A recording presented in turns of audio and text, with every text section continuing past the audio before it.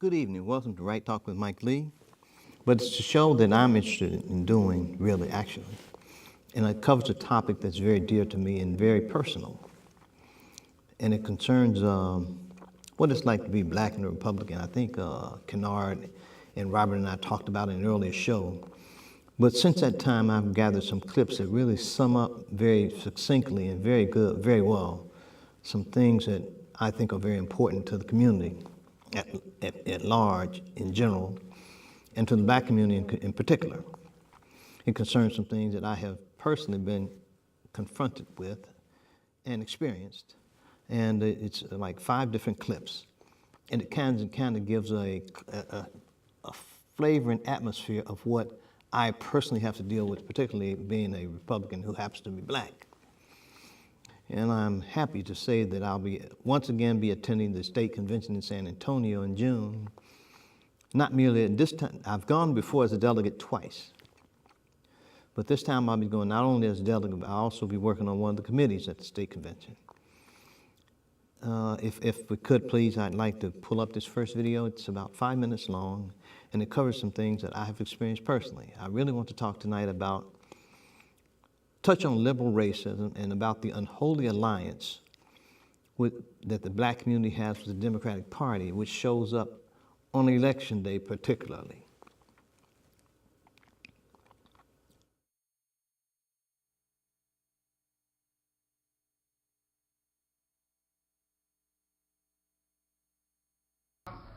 I came in from Atlanta. I'm from Chicago, but I've come up under the realization that we got to educate our people about the Democratic Party. Because he's talking about Dr. King. If Dr. King was living today, he would not be talking about the Democratic Party. I promise you that. Because the Democratic Party did nothing for us. Nothing. The only thing the Democratic Party is doing is keeping us as slaves.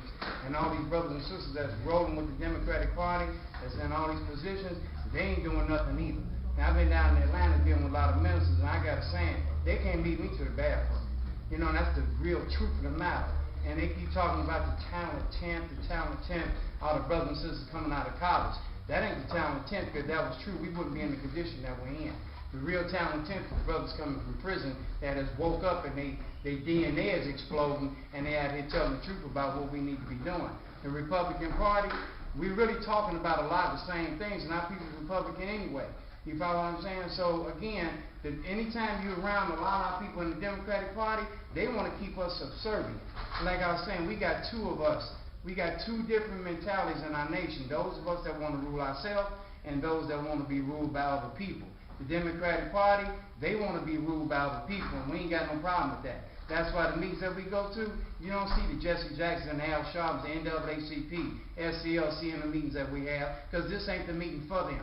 They want to be ruled by other people. We on the march to rule ourselves, and that's why I'm hearing everything that Paul McKinley is saying, because, you know, we've been trained to go in there and hit the level just because it's a Democrat. And that's what we got to get out of. I had a mentality when I hear brothers say Republican, I thought he was a traitor. You follow what I'm saying? Until I realized what this is really all about, and they have our people conditioned. All the pastors in the church, when they hear Republican, they turn their shoulders up and they turn their nose up at people that say they're Republican. And we really got to educate our people about, look at what the Democratic Party has done for us. When you look at our community, you're looking at what the Democratic Party has done for us so far. To us and for us. So all of this has been done by the Democratic Party. So it's time for us to jump ship and go and do a new thing. And like Paul said, everywhere I go, they be getting upset when I be talking about us moving like the Democratic Party. I've been talking to them about, why don't y'all quit crying about these jobs? They want to go to other people and cry to these people. Y'all ain't giving us no jobs. Well, listen to the reality of that. You're asking people to give you the jobs that they're creating for their people. Are you kidding me? You follow what I'm saying? So this is the nonsense that's going on in the Democratic Party. And the only thing, I've been down in Atlanta and New Orleans, they only want to keep complaining. This is where they're keeping up a lot of trouble. They know monies are coming in. And you sitting at the table with the opportunity to block this money or to say, look, how are we going to cut this money up with everybody? They don't have the backbone to say it at the meeting, but when the money do come, then they want to create problems by complaining that these people ain't doing the right thing. This is the nonsense that's going on. You follow what I'm saying? If you didn't have a backbone to speak up when the money, you knew the money was coming, to stop it, to block it, to say, look, this money ain't coming to our town until we know how we cutting it up. You didn't have the backbone to say it then, but then when the money hits the table, you want to complain. So I'm like, oh, the white folks stealing all the money. That's what's wrong with our people right now today. Now, this brother Paul McKinley, he had a backbone to take to stop the things that's taking place before they happen. And this is what you call provoking violence. These people just provoking stuff by not speaking up. And they the ones that's provoking all the trouble. Because I get tired of, and our youth ain't hearing that, because our youth keep seeing our people who call themselves leaders complaining and protesting. This ain't the 60s, and we ain't got time to be marching no more. And that's why the youth ain't feeling it. They ain't even going to church. Why? Because the churches are Democrats. The churches are the ones, our biggest problem is our community churches. These church leaders, and we got Inglewood, 300 churches, and a black-owned bank, and a black-owned grocery store. All of these churches, Democrats. Everywhere we go, we have problems. What are they? Democrats. So we need to move into another ticket. That's all I got to say. And we have to educate our people about the difference between Republican and Democrat. And just because a person's Democrat, don't be hitting that button. You don't even know what that person is talking about. That person could be a Ku Klux Klan because he's a Democrat. We hitting the tape. We hitting the ticket. And that's why our problems align. So we have to be the men that have the backbone to say the things that have to be said. And like he said, I'm all for him because down in Atlanta I said we need to form a group called X Factor. Because we do make a difference. We make all the difference in the world because we have a backbone to take to say the things that they won't say. That's all I got to say. That particular video covers a few things that I experienced personally as a Republican, as a person who happens to be black and who happens to be Republican. I've been called many things, many names. Traitor, sellout, Uncle Tom, but no one has so far has wanted to step behind a building and go behind a garbage can and straighten out man to man, which I'm ready to do at any time. But he points out several things I think are very important. He points out the importance of self-help, the importance of being open to doing something different to try to get a more positive result for the community. And one of the things I always try to emphasize on this particular show and always and wherever I go, and I say it whenever I go to Republican meetings, it doesn't matter. I say it because I believe it's true. I believe that what's good for the black community is good for the community. And I'm going to say it until someone proves me wrong, which won't happen. Because if you look at America as a vote or the community as a vote, if one part of the community is made better, then the whole community rises. The boat rises for everyone, not just someone in a particular group, but the whole boat rises. And whether you like it or not, the way I see it, I'm going to be here in America. I don't know about you, but I don't see anybody leaving. I do see that Democrats are trying to invite some outsiders in, and so it seems to me that the black community is becoming less important to them. It's like they assume that they own the black community. I think that's the attitude, and that's the reality. And one of the things that the brother mentioned was that we're talking about we pushed that button. I remember when I first went to law school in Dallas, one of the first things I heard around the first election I was there, pull that Democratic lever. And it reminded me of like rats in a Skinner box, you know, where the rat runs around the box and finally learns to press the button to get water. It reminds me of how they have people in the black community trained to pull a certain lever.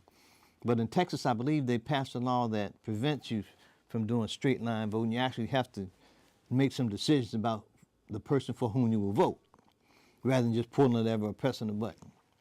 Speaking of pressing buttons, every time I hear the word press a button, I think about that clown that was in the White House for 8 years called Obama, who said, who had Hillary pressing red buttons, trying to Russian reset with a toy red button that's supposed to make things better with Russia. And now Democrats feel like they're so tough on Russia now. Now they're the tough guy after they sold or conveyed the interest of 20% of our uranium. That's really being tough on them. But I have another clip, but that clip talked about he talked about he used to think black Republicans were traitors. But he did point out there are two types of black people generally. You have those who want to be free and run their own business, and you have those who don't mind someone else running their business. He also pointed out the fact that all these communities where people in the black community are suffering, these are communities that are controlled by the Democrats and have been controlled by them for a long time. Baltimore, you name it. Any big city that you name probably has mostly Democratic elected officials who are either doing nothing or the wrong thing, but whatever they're doing isn't working for people in the African American community, not in terms of education, not in terms of economics, or any other thing, or politically. The other thing that the brother pointed out that's very important is the role of the black church. It seems to me that the role of the church is just, he pointed out that he did mention that they were primarily Democratic, and it's amazing to me that I hear all this ballyhoo about separation of church and state, but on election day, that's exactly where the Democratic buses go to pick up the voters, to the black churches, which makes no sense. And then at the same time, you have in their platform, they oppose school prayer. Now, I was raised as a Baptist, like many other black people. I believe you should be able to pray anywhere and everywhere all the time, really. But then the Democratic Party is a party that's opposed to Christianity, which many black people claim to be. But they forget that claim on the second Tuesday in November on Election Day. They forget that then. I believe it's because, and I've thought about this for a long time, and I studied politics since I was in high school, senior year in high school, when I studied the difference between conservatives and liberals. And to me, in oversimplified fashion, liberals were like just for change, just change, almost change for changing's sake. Conservatives were more like change, considered change. To me, liberals were like leap and then look. Conservatives seem to be like look before you leap. And one of the things that I face, that I see and hear all the time is they always point and say, you're a sellout, you're a traitor. And I tell my friends on Facebook and everywhere, when you point your finger, there are 3 fingers pointing at you. So really, are you talking about the person you're pointing to with your 1 finger, or yourself, who you're pointing at with 3 fingers? These things, if I can get this next clip, it's kind of surprising I found this because it's Stephen A. Smith, who I learned was from St. Thomas, where I lived and practiced law for 4 years. Stephen A. said that every black person in America should vote Republican for at least 1 election. Stephen A. Smith is joining me now. Stephen, who are you trying to send a message to? Republicans, Democrats, African Americans, all of the above? I'd go with all of the above. That sounds about right, but specifically the Democratic Party, from the standpoint that I definitely believe that the black vote has been taken for granted. And primarily the black community is at fault, in my estimation, in that regard, simply because on one hand, we're giving one party our vote because they've successfully gone about the business of convincing our community that the other party, the Republican Party, is completely against the interest of the black community. And as a result, we've been very transparent in our support. We've boarded hook, line, and sinker. We look at the Republican Party. I'm not talking about every single one of us, of course, but vast majority of black Americans look at the Republican Party as the enemy. We look at the Democratic Party, even tacitly, as our support base, and as a result, we are very transparent in our support for them. So because of it, they have a license to take us for granted. The Republican Party has a license to summarily dismiss us because they believe they'll never get our vote anyway. And then we end up finding ourselves devoid of any kind of representation whatsoever because nobody is really competing to garner our vote and our support. So I said what I said because I wanted folks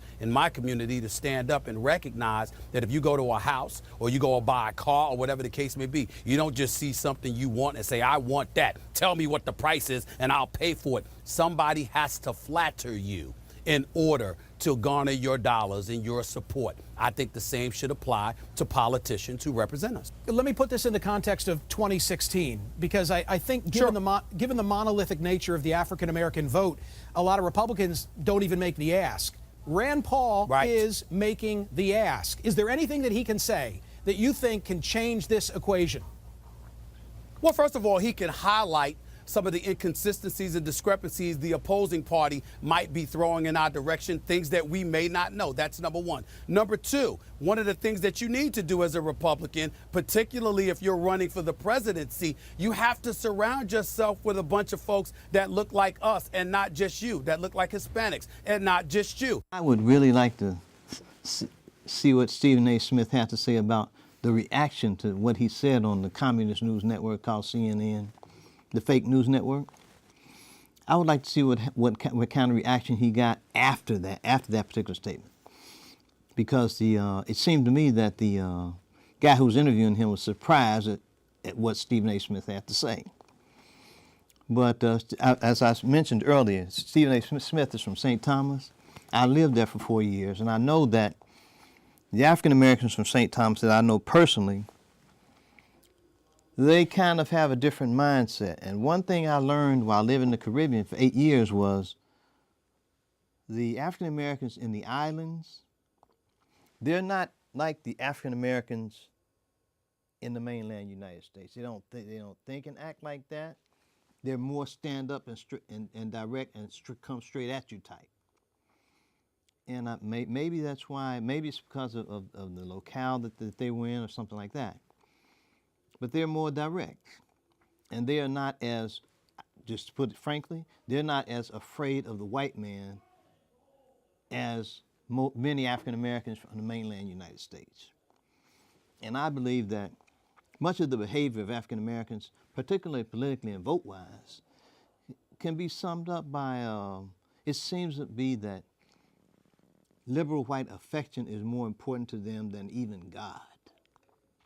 It's as though they'll sell out everything. They'll forget every value that they have, every value that our ancestors had that allowed them to survive slavery, Jim Crow, and all those other democratic creations.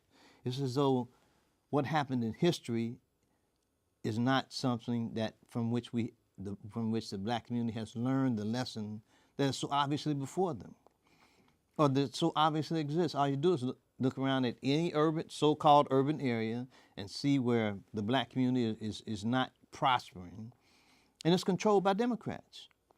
But yet and still, African Americans still go vote for the Democratic Party like it's the only ball game in town, and it's really like playing a game of poker with half a deck. And instead of being politically savvy or politically, as Stephen A. Smith put it, could be like a wild card. Instead of playing one side against the other, they're just lining up and pulling that lever just like that rat in the Skinner box, not thinking. And one of the things that I've learned as a conservative, a black conservative, is that there are a couple of words that I can say that can completely disconnect the mind of most African Americans in the country.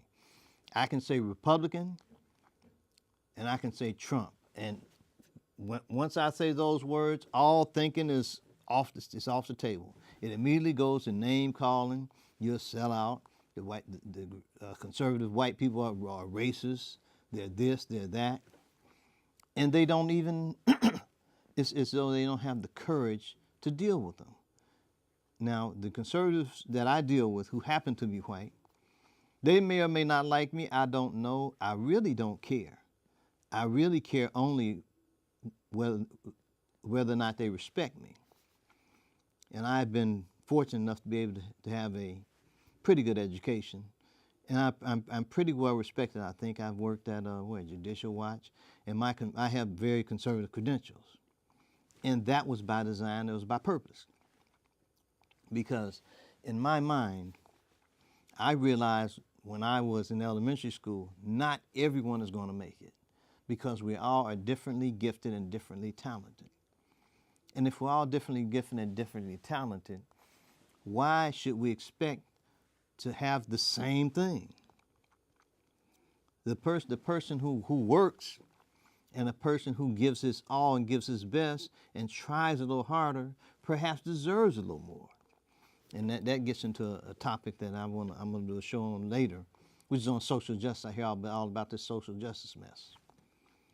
And what's socially just? Is it socially just to take from a person who works and give it to a person who doesn't work?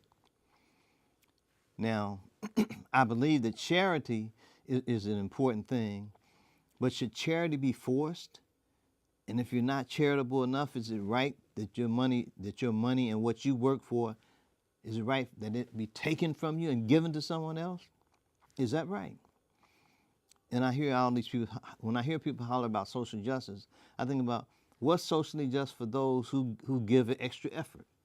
If you give an extra effort based on your God-given talents, why shouldn't you have more than perhaps someone who doesn't try as hard, or who doesn't make sacrifices, such as may be required in order to excel? And one of the things, I like my intro, and because it contains people important in my life, and there are two pictures there that follow back to back. One of them is Bob Klotz, my baseball coach. The other one is Mr. Holloway, my Pee Wee basketball coach. They were fierce rivals in terms of athletic teams growing up. But I learned much from both of them. From Bob, I learned that it's best to do your job. Bob didn't care whether you were white, black, brown, green, or yellow. He treated us all the same. He treated us rough. But he wanted us to do our job. He took a ragtag group of 5-year-olds who could to play. We organized a baseball team. In the first few years, we couldn't beat anybody. We used to get beat so bad, some guys say, "What are we practicing for?" And he'd send them home. But by the time we were 10, 11, and 12, hardly anyone would be. We were national champs 2 years running, not whole champs. Now, Bob coached the baseball team. Mr. Holloway coached the baseball team that we played against. And Mr. Holloway was my Pee Wee basketball coach. And from him, I learned I was little. I was always the smallest guy on the team. He used to call me Mighty Mouse. He said I was small but mighty. It's only because I would try very hard. I would give my all. I would give out before I give up. I learned that from Coach Hillard. And you try hard. And if you try hard, if you give your all, and my mom, who was the first person that you see on the video, my mom would always ask me about school or whatever. She never asked you if you did your homework. If you did your homework, that was as natural as breathing. But she always asked, did you do your best? She didn't ask, well, did you do as well as the person next to you? She asked, did you do your best? And if you do your best and you happen to acquire more property, luck, or whatever, than the person who didn't do as well as you, then to me, that was okay. But it seemed to me that we got lost in this country because everybody wanted to feel good. They said, well, they stopped giving grades for a while, saying the kids who didn't get good grades felt bad.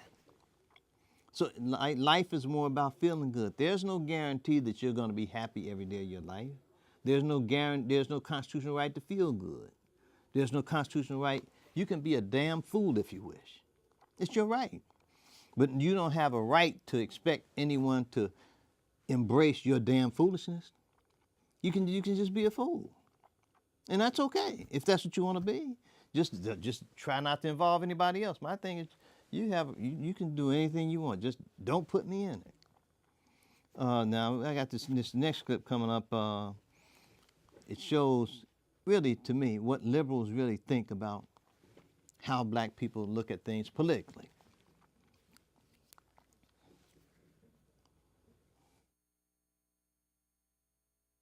Now, I talked a little while ago about what is a contrarian viewpoint, and this one certainly is.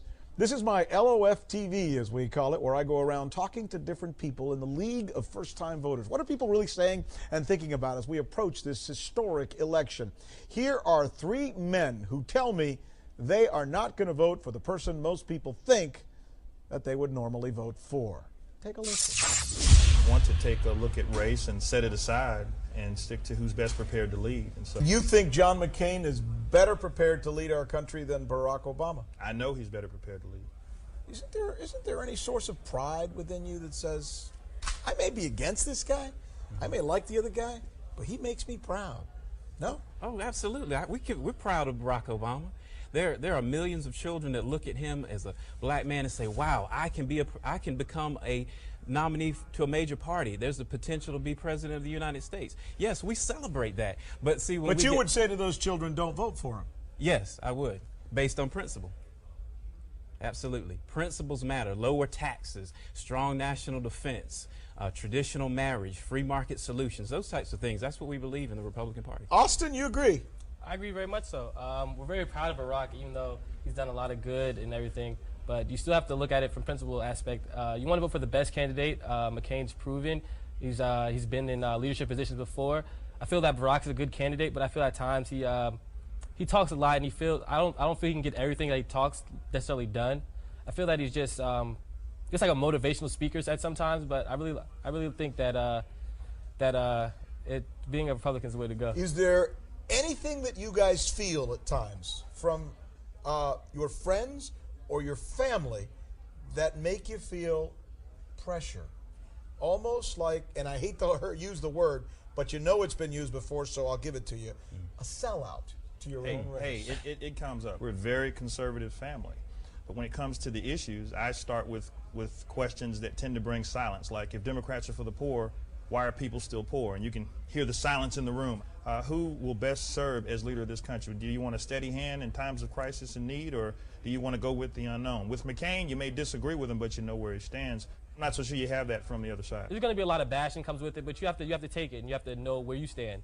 It doesn't really hurt. It just, I mean, I wish they got to feel me and get my own opinion on politics. Just because of Obama's, and I have a lot of people just because he's black, they're voting for him. And I feel that that's not right. My friends and family and I, we've had debates, we've had conversations, but there's never been any disrespect.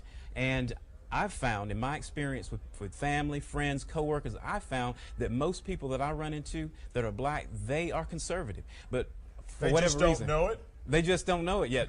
And it just doesn't translate to a Republican vote, but we're going to work on that. I like that video. I'll tell you, and I'll tell you why. I was listening to the guy who asked the questions, and he was asking them about how they feel, not what they think. And what I believe is what happens is most African Americans are conservative in their values, but on election day their values get thrown out the window. And I think that what Barack Obama accomplished was, no doubt, it was great. But when I look at what actually happened, what was his priority?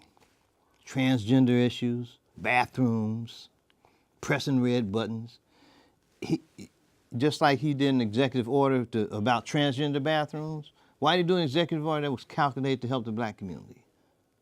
There was nothing to stop him. But his focus was bathrooms.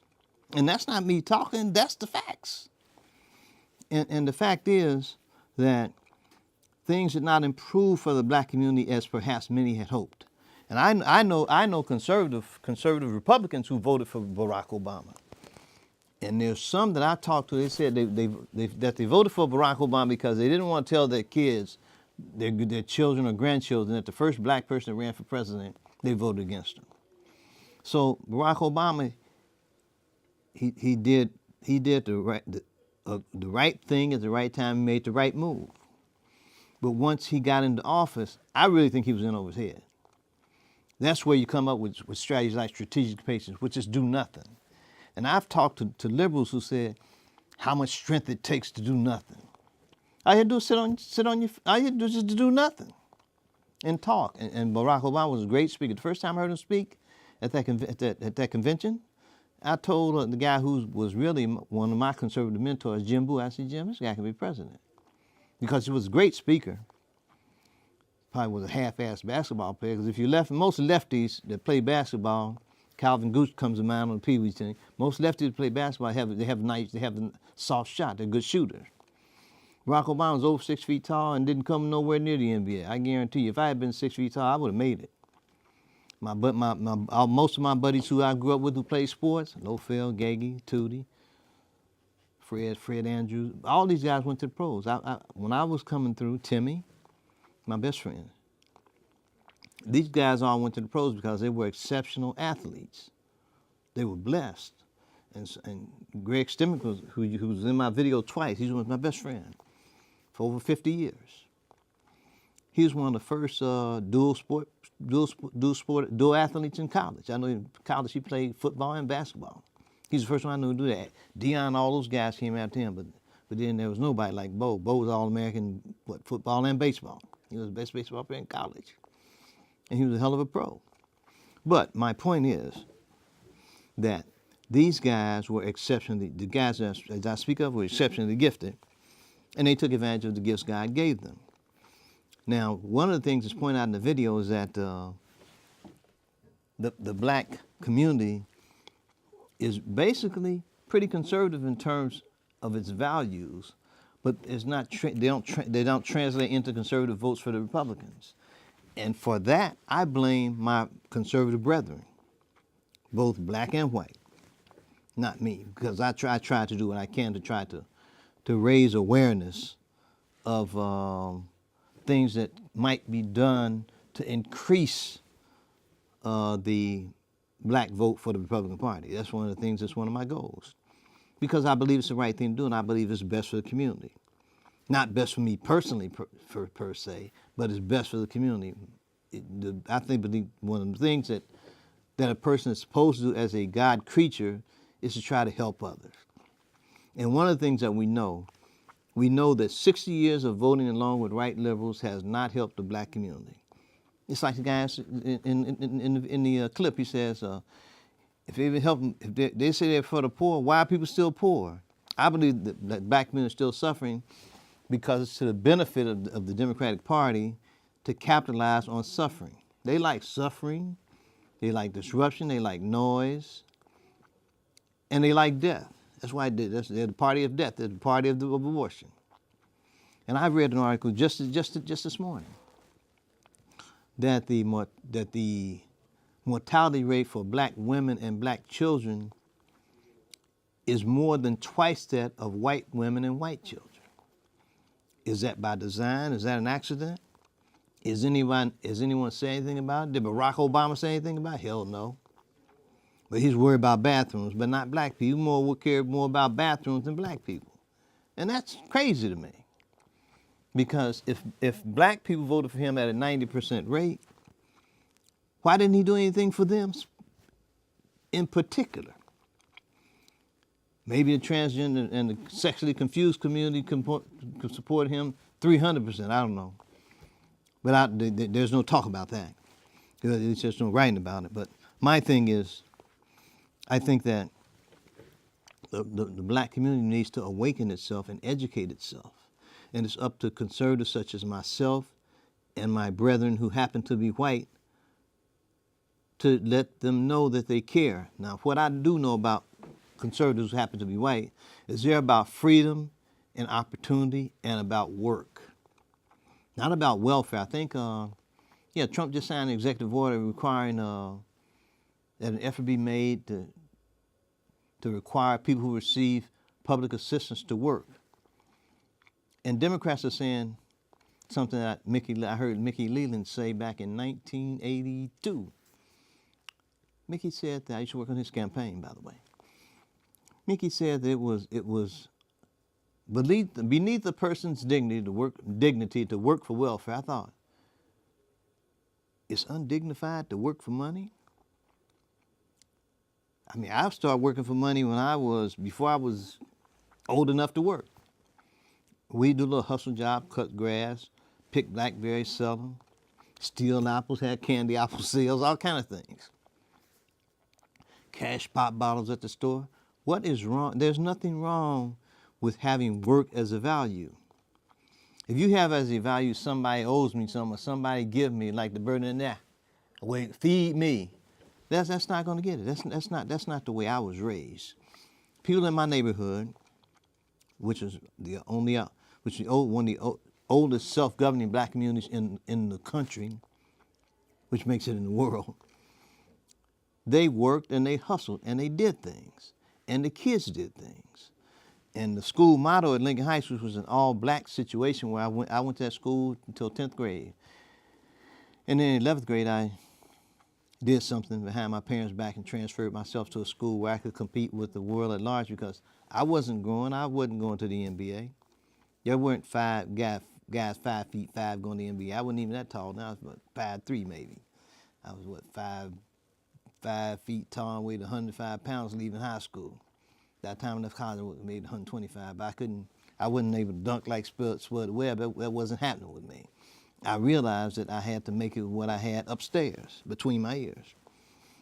And so we need to make sure that we emphasize to our children what their strengths are and try to take advantage of their strengths rather than wait and to work. And don't wait for someone to do something for you. Try to do something for yourself.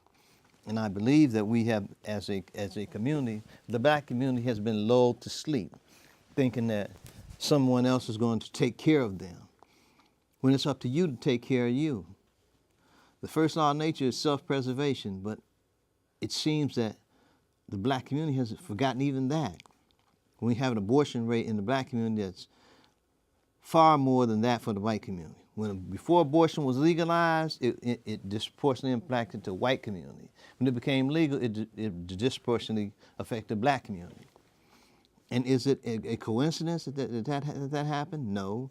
It's because there are black people who support this madness. And they go to church on Sunday.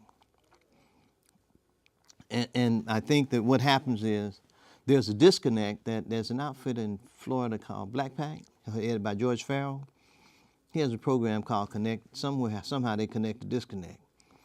But I don't know if that program can get around the word Republican disengaging black minds, because I believe that's what happens. Because there's an emotional override to reason. And this next video by Malcolm X really sums up what liberalism is about and how it's affected the community. If we can have that clip. But being friendly and being a friend, I think, are two different things. I think there are many whites who act friendly toward Negroes. A fox acts friendly toward the lamb. Mm-hmm. And usually the fox is the one who ends up with the lamb chop on his plate. Mm-hmm. The wolf doesn't act friendly, and therefore the wolf has more difficulty in getting the lamb chop in his plate. I'd like to point out, though, that... And I say that because it is usually if you study the structure of the Negro community, mm-hmm. economically, politically, civically, psychologically, and otherwise, it's controlled by the white liberal, mm-hmm. who usually poses as the friend of the Negro, who actually differs from the white conservative in the same way that the fox differs from the wolf. Their appetite is the same. Their motives are the same. It's only their mannerisms and methods that differ. Mm-hmm. I would agree that no doubt there have been a large number of whites who have posed as liberals and as friends of the Negro and who have time and again betrayed the Negro.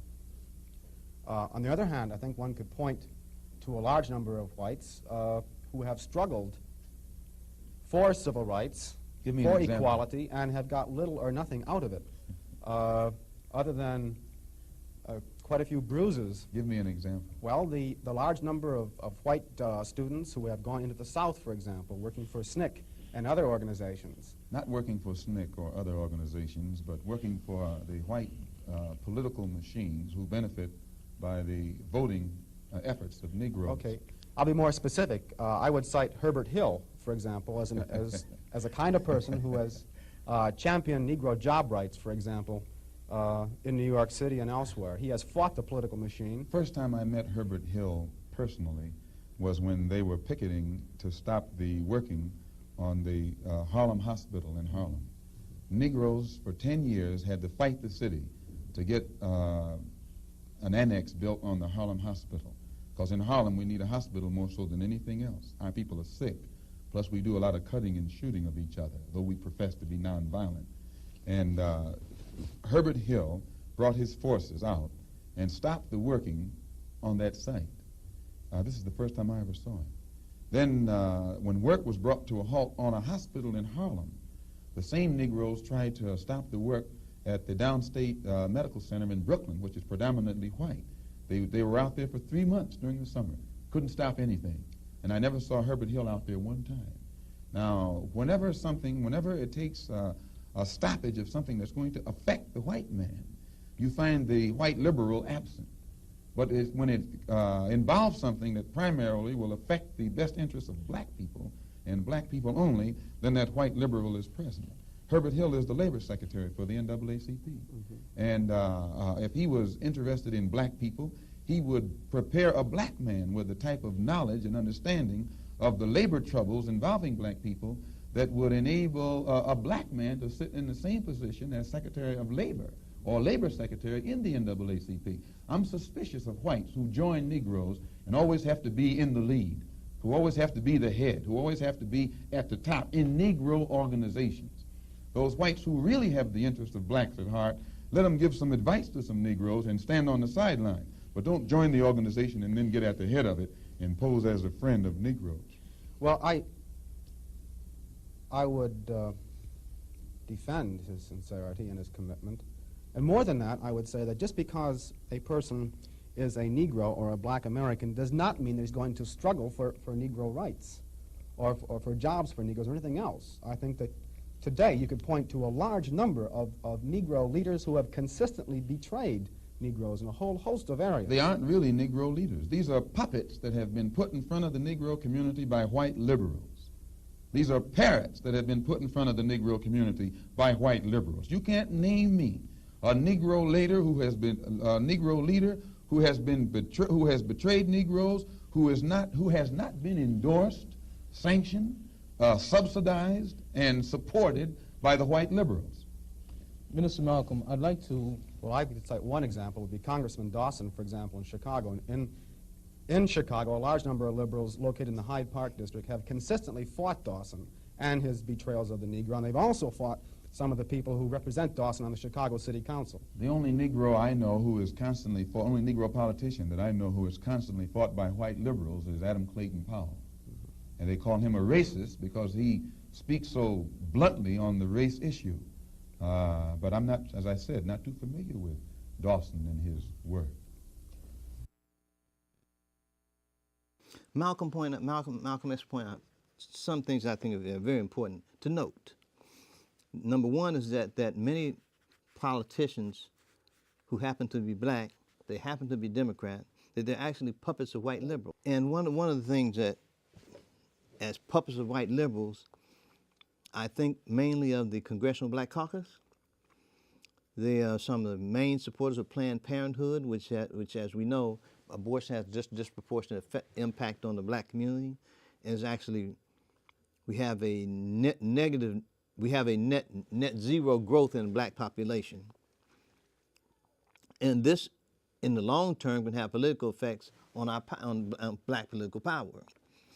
Just as much as this they're now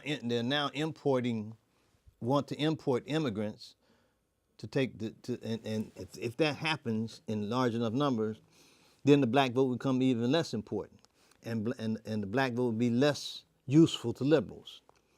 And one of the things that I wish would happen is that those blacks who happen to be Democrat would wake up and just see the game that's being played and start playing the game themselves, but play to win. Don't play to just be in the game. Don't just be a pawn in the game.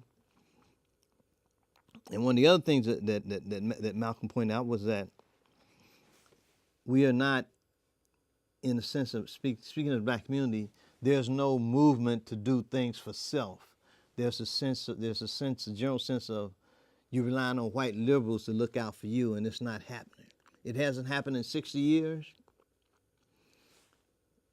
And one of the things I understand is the clinical definition of insanity is to repeat the same act and expect a different result. And if you've been voting Democrat for 60 years and you're in the condition that you're in, it seems to me that you would begin to think, maybe I ought to try something new. Now, one of the things I know about conservatives, and I deal with them, regardless of color, one of the things that I've learned from them is that they insist on competence. Now, one of the things I disagree with Stephen A. Smith about is it doesn't do any good just to say if the president surrounds himself with black people. That's the same thing Democrats do. The important thing is to surround himself with competence. It really doesn't matter. If the person who's competent happens to be black, fine. If not, fine. It's about competence and performance and getting things done, not window dressing. That's what that's what the liberals do. They just dress the windows up and play like they like you. And for some reason, that's more important to many African Americans than God. That I don't understand. Now I have ongoing discussions with my white minister at my church, and he said, I think his bottom line was, he said he didn't understand how someone could think they're superior just because of the color of their skin. I would say to him, why are you worried about what they're thinking and you got stuff to do? I don't know why. When I think about racism, I know it exists. It's real. But I think that what's happened is, I think about, is it Dr. Joyce DeGree, who she appeared at the Race Unity Convention, Race Unity Symposium 10 years ago. She has this theory of that the black community suffers from post-traumatic slave disorder. That, in a sense, something is wrong with the mind of African Americans because of what happened in slavery. And to that, I think, what happened to me? Why aren't I suffering from that? That makes no sense to me. Because you have a mind that you can use however you please. If you choose not to do that for whatever reason, that's on you. I don't know that you can blame it on what happened to somebody in 1876, 1850, 1820. I had both of my parents who were in my video, they were both sharecroppers. But the one thing that was important in the house was, number one, you hit them books. You hit the books. That's like a family tradition. You hit the books. And when I was growing up, I had, Bob, my baseball coach that got on to college. Mr. Holloway later became the first black superintendent of Cincinnati Public Schools. And when Mr. Holloway was superintendent of Lincoln High Schools, our school motto was, seek not to equal, but to excel. So I'm not trying to do as well as the guy next to me. I'm trying to do better than him. That's the way I was taught, and I believe that's what we need to get back to, instead of all this feel-good business. It's more important for a child to work and accomplish on his own and excel rather than feel good. If you want to feel good, they have drugs to make you feel good, and they push a lot of those drugs on kids too to control their behavior. When a good butt whooping might do. One of the things I read about this ADHD crap years ago, it seems that many people in the black community have bought into liberal white bullshit. And I say it because that's what it is. And there are many liberal ideas, policies, and practices that just don't work in the black community, period. You can't have kids running things. Kids they know nothing, haven't seen anything. It's up to the adults, I believe. But when we have adults whose minds are not right, for whatever reason they aren't right, and we have adults who throw values out the window because they want some white person to like them, that makes no sense to me. And I have some pretty good friends and acquaintances who happen to be conservatives. As I've said earlier, I don't know whether they like me. I really don't concern myself with that. I really concern myself with what can we do together to how to make things better in general, and when I can for black people in particular. Now, one of the things I've learned is that it's tough to be a Republican, but this next clip will kind of succinctly explains the importance of trying to be a Republican. And it's by Elbert Giller. It's a guy who I have never met him personally. I've talked to him several times on the phone. If I can have the clip. The senator for the 24th district right here in beautiful Louisiana. Recently, I made what many are referring to as a bold decision to switch my party affiliation to the Republican Party. I wanted to take a moment to explain why I chose to become a Republican, and also to explain why I don't think it was a bold decision at all. It is the right decision, not only for me, but for all my brothers and sisters in the black community. You see, in recent history, the Democrat Party has created the illusion that their agenda and their policies are what's best for black people. Somehow it's been forgotten that the Republican Party was founded in 1854 as an abolitionist movement with one simple creed, that slavery is a violation of the rights of man. Frederick Douglass called Republicans the party of freedom and progress, and the first Republican president was Abraham Lincoln, the author of the Emancipation Proclamation. It was Republicans in Congress who authored the 13th, 14th, and 15th Amendments, giving former slaves citizenship, voting rights, and due process of law. The Democrats, on the other hand, were the party of Jim Crow. It was Democrats who defended the rights of slave owners. It was the Republican President Dwight Eisenhower who championed the Civil Rights Act of 1957. But it was the Democrats in the Senate who filibustered the bill. You see, at the heart of liberalism is the idea that only a great and powerful big government can be the benefactor of social justice for all Americans. But the left is only concerned with one thing, control. And they disguise this control as charity. Programs such as welfare, food stamps, these programs aren't designed to lift black Americans out of poverty. They were always intended as a mechanism for politicians to control the black community. The idea that blacks, or anyone for that matter, need the government to get ahead in life is despicable. And even more important, this idea is a failure. Our communities are just as poor as they have always been. Our schools continue to fail children. Our prisons are filled with young black men who should be at home, being fathers.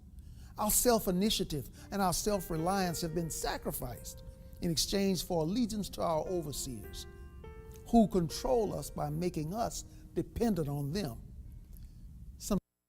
The word freedom is tossed around so frequently in our society that it has become a cliche.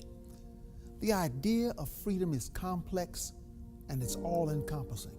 It's the idea that the economy must remain free of government persuasion. It's the idea that the press must operate without government intrusion.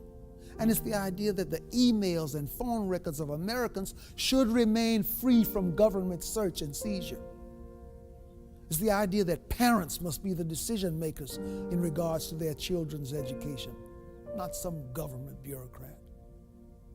But most importantly, it is the idea that the individual must be free to pursue his or her own happiness, free from government dependence and free from government control. Because to be truly free is to be reliant on no one other than the author of our destiny. These are the ideas at the core of the Republican Party, and it is why I am a Republican.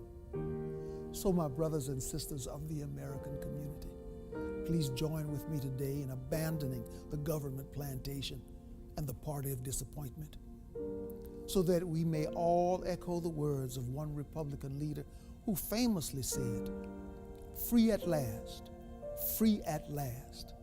Thank God Almighty, we are free at last."